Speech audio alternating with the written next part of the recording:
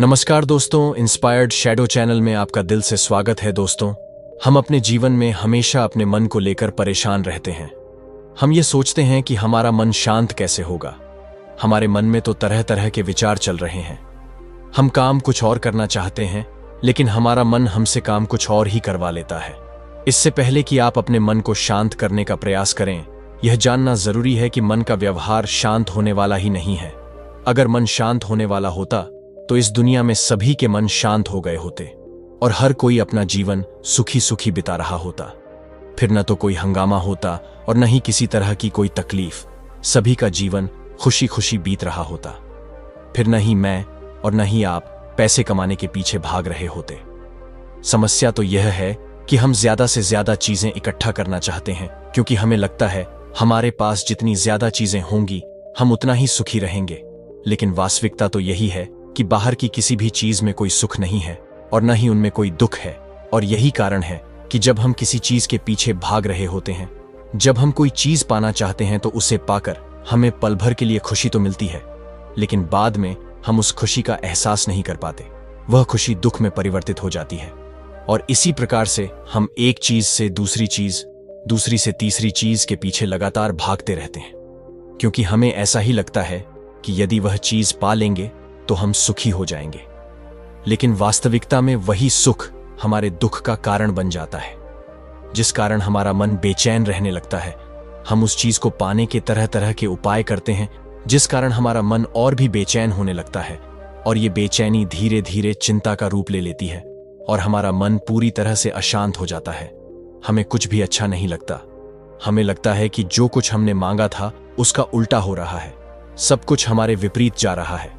और फिर हम अपने मन को शांत करने के लिए ध्यान करना शुरू करते हैं, क्योंकि एक ध्यान ही वह मार्ग है जो हमें ज्ञान की ओर ले जाता है।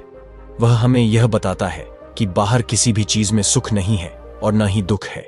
दुख और सुख तो हमारे मन का भ्रम है। यह हमारे मन की एक उपज है, जिसके लालच में हमारा मन हमें यहां वहां भगाता रहता है। जैसे कि महीने से भूखे एक भिखारी को अगर एक सूखी रोटी भी मिल जाए तो वह उसके लिए एक सुख है, वह उसके लिए अमृत है। और ठीक उसी के विपरीत, यदि किसी धनवान के घर पर 56 प्रकार के भोग भी बन जाए, तब भी वह उसे खाकर दुखी ही रहेगा। यह तो उसकी मन स्थिति पर निर्भर करता है। इसे और अच्छे से समझने के लिए आज की कहानी जो मैं आपको सुनाने जा रहा हूं, इस कहानी के माध्यम से आप यह समझ पाएंगे कि हमारे मन की स्थिति क्या है और हम इसे कैसे नियंत्रित कर सकते हैं। तो चलिए बिना किसी देरी के कहानी शुरू करते हैं। एक समय की बात है। एक गांव में एक युवक रहता था, जिसका मन बहुत ही अशांत रहता था। वह हमेशा तनाव में रहता था। वह अपने मन को शांत करना चाहता था, लेकिन उसे कोई भी उपाय नजर नहीं आ रहे थे। उसके जीवन में कई प्रकार के दुख थे, जिनके कारण वह हमेशा तकलीफ में रहता, तनाव में रहता। एक दिन उसे पता चला कि उसके गांव में एक मुनि आए हुए हैं, जो सभी को दुख और सुख पर उपदेश दे रहे हैं। वह युवक तुरंत ही घर से निकला और उनके पास जा पहुंचा। वहां पहुंचने पर उस युवक ने देखा कि वह मुनि सभी गांव वालों को उपदेश दे रहे थे। मुनि कह रहे थे कि सभी के जीवन में कोई न कोई सुख और दुख तो आता ही रहता है, जिस कारण हमारा मन बहुत अशांत रहता है। और एक अशांत मन इस दुनिया का कोई भी सुख नहीं ले सकता, फिर चाहे उसे पूरी दुनिया की धन दौलत ही क्यों न मिल जाए, वह उसे पाकर भी दुखी ही रहेगा। परंतु जिस व्यक्ति का मन शांत है, उसके पास चाहे कुछ भी हो या न हो, वह हर पल का आनंद ले सकता है। वह हर पल को खुशी खुशी जी सकता है। इस दुनिया का और इस जीवन का परम सुख भी प्राप्त कर सकता है। इतना कहकर मुनि ने अपना प्रवचन समाप्त कर दिया और वापस आश्रम की तरफ लौट गए। युवक भी उनके पीछे पीछे आश्रम पहुंच गया और मुनि से कहा, हे गुरुवर, अभी कुछ देर पहले आप उपदेश दे रहे थे कि एक शांत मन हर पल का आनंद ले सकता है, हर पल को सुखी सुखी जी पाता है। लेकिन इस दुनिया में सभी के पास मन है और सभी के मन अशांत है, तो ऐसे में भला अपने जीवन को कोई सुखी सुखी कैसे जी सकता है?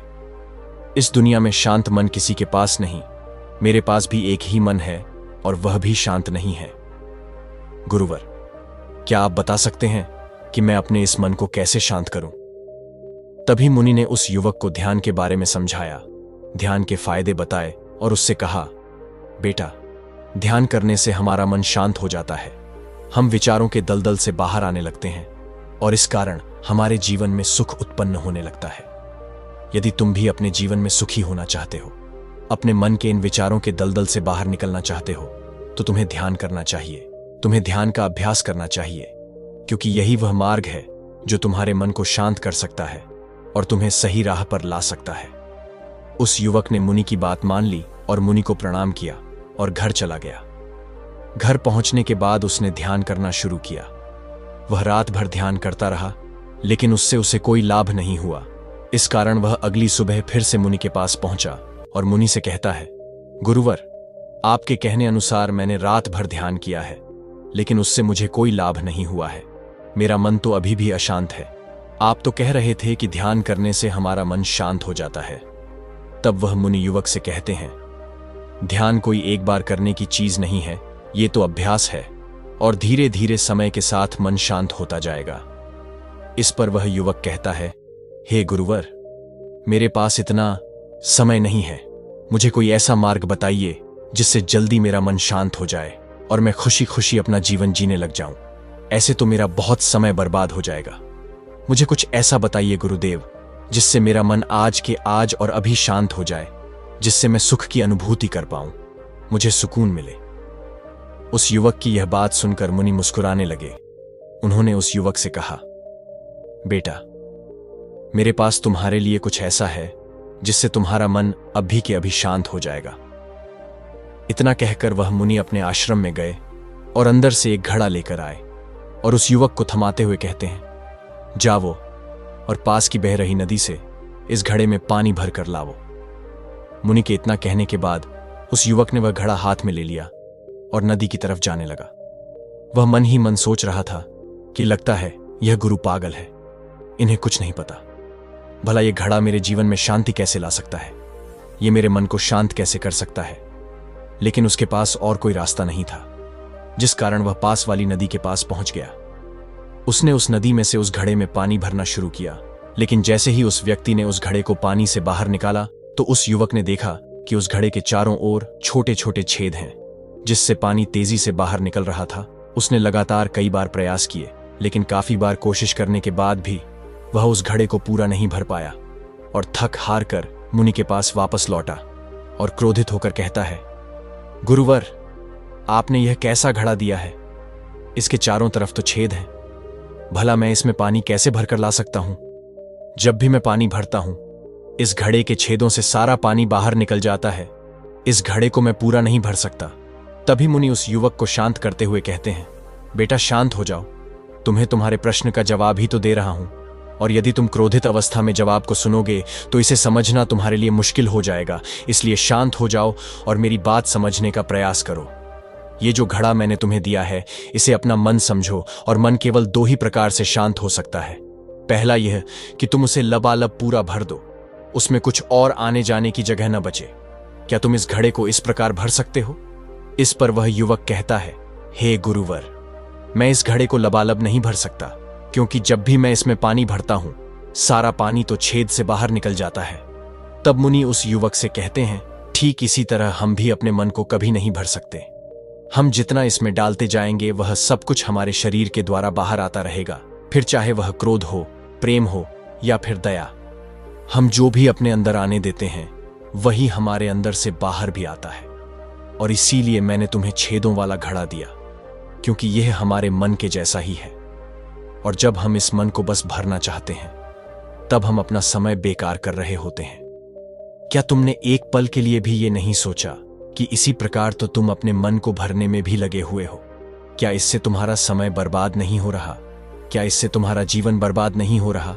क्योंकि जिस भी चीज से तुम अपना मन भरोगे वह तो बाहर निकल ही जाएगी। उस युवक को अपनी गलती का एहसास हुआ।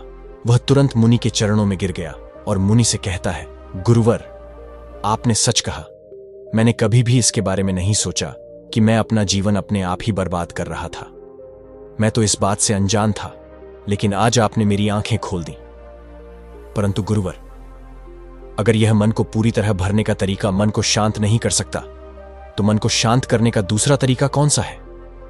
गुरुवर मुस्कुराते हुए युवक से कहते हैं, दूसरा तरीका है कि अपने मन को पूरी तरह खाली कर दो। इस पर वह व्यक्ति कहता है, गुरुवर, आप ही मुझे बताइए कि मैं अपने मन को खाली कैसे कर सकता हूं। तब मुनि कहते हैं, बेटा यह तो बहुत ही सरल है। बाहर का कूड़ा अपने अंदर मत जाने दो। इस प्रकार तुम्हारा मन अपने आप ही खाली हो जाएगा। वह व्यक्ति कुछ देर सोच विचार करने के बाद मुनि से कहता है, हे गुरुदेव, यह कैसे संभव है? जो भी हम देखते हैं, सुनते हैं, वह हमारे मन में ही तो जाता है, वह हमारे भीतर की ओर ही तो जाता है। फिर मैं उसे कैसे रोक सकता हूं? इस पर मुनि मुस्कुराने लगे और उस युवक से कहते हैं, बेटा, मैं तुम्हें यही तो समझाने का प्रयास कर रहा हूं कि मन को केवल ध्यान से ही जीता जा सकता है और एक दिन ध्यान करने से कुछ नहीं होने वाला। हमें इसके लिए समय देना होगा, हमें इसके लिए धैर्य रखना होगा, इसका निरंतर अभ्यास करना होगा। आगे मुनि उस युवा से कहते हैं, बेटा, क्या तुम्हें प्यास लगी है? युवक कहता है, हां गुरुवर, मुझे बहुत जोरों की प्यास लगी है। इस पर मुनि ने उस युवक को पानी पिलाया और कहा, मुझे एक बात बताओ, क्या आज पानी पी लेने से फिर तुम्हें कभी प्यास नहीं लगेगी? तुम फिर कभी मुझसे पानी नहीं मांगोगे? इस पर वह युवक कहता है, गुरुवर, आप कैसी बातें कर रहे हैं? पानी तो हमारे जीवन का एक हिस्सा है, इसके बिना तो हम मर जाएंगे।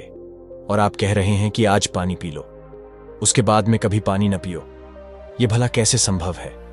प्यास तो हमें रोज आती है और हम रोज पानी पीते हैं, इसके बिना तो हम मर जाएंगे। तब मुनि मुस्कुराते हुए उस युवक से कहते हैं, ठीक इसी प्रकार एक दिन के ध्यान से हमारा मन शांत नहीं हो सकता। उसे भी रोज भूख लगती है, उसे रोज हमें आहार भी देना पड़ता है, उसे भी रोज पानी पीने की जरूरत पड़ती है। और ठीक उसी प्रकार हमें हर दिन ध्यान देने की जरूरत पड़ती है। और जब हम निरंतर ध्यान करते हैं, इसका अभ्यास करते हैं, तो देखते ही देखते हमारे मन की भूख शांत होने लगती है और एक समय पर हमारा मन सारे विचार उत्पन्न करना बंद कर देता है। तब वह बाहर से कुछ भी ग्रहण नहीं कर पाता और जो भी विचार हमारे भीतर है, वह सारे विचार देखते ही देखते समाप्त हो जाते हैं और इसी प्रकार धीरे धीरे हमारा मन शांत होने लगता है। आगे मुनि उस युवक से कहते हैं, बेटा, तुम ही तो कह रहे थे कि तुमने रात भर ध्यान किया है, लेकिन उसके बाद भी तुम्हारा मन शांत नहीं हो रहा। बेटा, तुम चाहो तो 1 घंटे के लिए ध्यान कर सकते हो, चाहो तो पूरा दिन ध्यान करो, लेकिन इसका लाभ भी तुम्हें उतना ही मिलेगा। अर्थात मान लो तुम 1 दिन के लिए ध्यान करते हो तो इससे तुम्हारे मन को भी शांति केवल कुछ समय के लिए ही मिलेगी। यह हो सकता है कि वह 1 घंटे के लिए शांत रहे या फिर केवल कुछ क्षणों के लिए, लेकिन वह शांत अवश्य होगा। लेकिन जैसे ही उसे फिर से भूख लगेगी, वह फिर से अशांत हो जाएगा और फिर से यहां वहां भागने लगेगा और वह अपने विचारों की तलाश में आगे बढ़ेगा, क्योंकि उसे भी तो भूख लगी है, उसे भी तो खाना चाहिए, उसे भी तो पानी चाहिए। जैसे कि जब तुम्हें भूख लगती है, तुम अशांत हो जाते हो क्योंकि तुम्हें भोजन चाहिए, पानी चाहिए, ताकि तुम अपने पेट की भूख को मिटा सको और तुम्हें शांति मिले। इस पर वह युवक कहता है, आप सत्य कहते हैं, मैं ही गलत था, मेरी ही गलती है। मैं अपने मन को अवश्य शांत करके रहूंगा, फिर चाहे इसके लिए मुझे कितना ही समय क्यों न लग जाए, मैं भी उस सुख को प्राप्त करके रहूंगा। मैं इस खाली घड़े में पानी भर के अपना जीवन बर्बाद नहीं करना चाहता। मैं अपने मन को शांत करके ही रहूंगा, मैं अपने मन को पूरी तरह से खाली कर दूंगा। इतना कहकर उस युवक ने मुनि को प्रणाम किया और वापस अपने घर की ओर लौट गया। दोस्तों, हम लोगों के जीवन में भी कई प्रकार की समस्याएं हैं और हम उन समस्याओं का समाधान करना चाहते हैं और अंत में हमें जो मार्ग मिलता है वह ध्यान है। हम ध्यान तो करना चाहते हैं, लेकिन हम उसके परिणाम को तुरंत पाना चाहते हैं। जब हम शुरू में ध्यान करते हैं तो हमें उसका कुछ भी लाभ नहीं मिलता और हमें लगता है कि यह व्यर्थ है, इससे हमें कोई भी फायदा नहीं होने वाला, क्योंकि हमें तो सब कुछ जल्दी जल्दी चाहिए। लेकिन वास्तविकता तो यही है कि ध्यान सब्र और समय मांगता है और साथ ही उसे शांति भी चाहिए। परंतु हम इतने अशांत हैं कि हमारे भीतर ये तीनों चीजें नहीं हैं।